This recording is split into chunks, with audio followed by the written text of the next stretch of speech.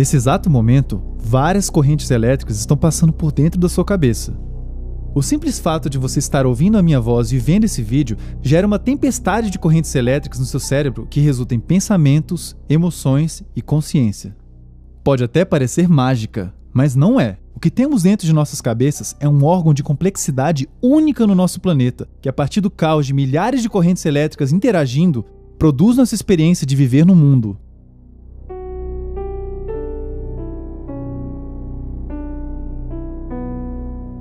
O que normalmente chamamos de cérebro, na verdade tem o nome de encéfalo. O cérebro é só uma parte do encéfalo, junto com o cerebelo e o tronco encefálico. Se o encéfalo fosse uma parede, os neurônios e as células glia seriam seus tijolos. Nosso encéfalo possui cerca de 86 bilhões de neurônios, conectados por milhares de ligações. Diferentes partes do encéfalo estão envolvidas em diferentes funções biológicas, cognitivas, sensoriais e motoras. Mas nem sempre temos uma área só envolvida, pois vários dos nossos feitos envolvem o funcionamento conjunto de várias partes do encéfalo ao mesmo tempo. Além disso, em caso de danos a uma área, outras áreas podem retomar parcial ou totalmente funções prejudicadas. Diferente do que se diz por aí, nós não usamos só 10% do nosso cérebro. Nós usamos ele todo, quase o tempo todo. As nossas funções psicológicas estão interligadas de uma maneira muito complexa com o tecido neural. Um exemplo que ilustra isso de maneira drástica foi o caso de Phineas Gage. Gage era um americano comum que trabalhava como operário na construção de ferrovias.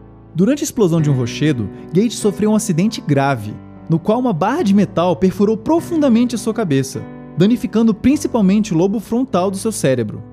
Apesar disso, Gage sobreviveu ao acidente, mas algo havia mudado nele. Aquele homem que era considerado competente, equilibrado e cooperativo pelos colegas, se comportava agora de maneira agressiva, rude e impaciente. Os colegas de Gage disseram que ele não era mais o mesmo. A lesão neural resultou em uma mudança duradoura na sua própria personalidade. Outro caso impressionante de como lesões cerebrais podem mudar a mente e o comportamento das pessoas foi o caso de um professor americano. Ele passou a exibir inesperadamente uma obsessão por sexo e também tendências à pedofilia, apesar de nunca ter exibido qualquer tendência semelhante antes. Depois de ser preso por crimes que cometeu, passar por diferentes tratamentos e começar a reclamar de uma dor de cabeça, foi descoberto que o professor havia desenvolvido um tumor do tamanho de um ovo de galinha, em uma região do cérebro responsável pelo autocontrole e julgamento moral. Após a retirada do tumor, o professor apresentou uma normalização no seu comportamento sexual. Porém, alguns meses depois, ele voltou a exibir os mesmos padrões anteriores de pensamento e comportamento sexual exacerbado. E adivinhem só, lá estava outro tumor na mesma região cerebral.